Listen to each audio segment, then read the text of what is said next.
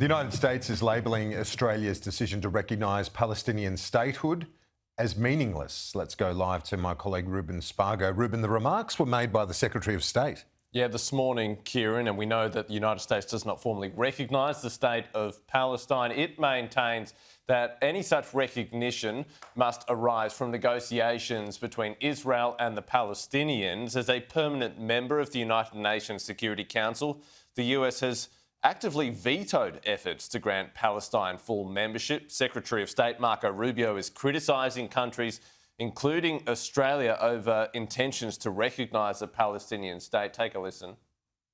Yeah, and first of all, it's largely meaningless, right? It's symbolic, and they're doing it primarily for one reason, and that is their internal politics, their domestic politics. Yeah, the truth of the matter is that the future of that region is not going to be decided by some UN resolution. It's not going to be decided by some press release by a prime minister or a president from some country. It's going to be decided on the ground. In fact, but all these statements are meaningless. Like they're not going to change anything.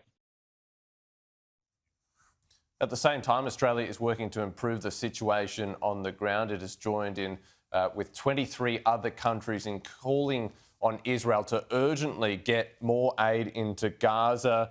They warn the restrictions from these new registration requirements could force non-government organisations to withdraw from the occupied Palestinian territories, which would worsen conditions. The statement was signed by Australia's Foreign Minister, Penny Wong. We can show you a portion here.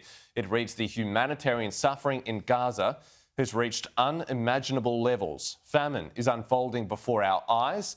Urgent action is needed now to halt and reverse starvation. Humanitarian space must be protected and aid should never be politicised." The opposition, though, believes that the government has its priorities wrong. Here was Susan Lee, the opposition leader.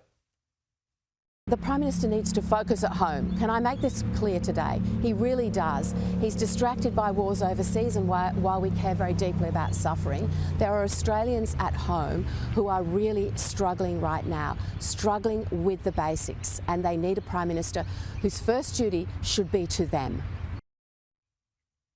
Kieran, the government hopes its move will help ease the humanitarian crisis and deliver lasting peace in the Middle East. Ruben, thanks.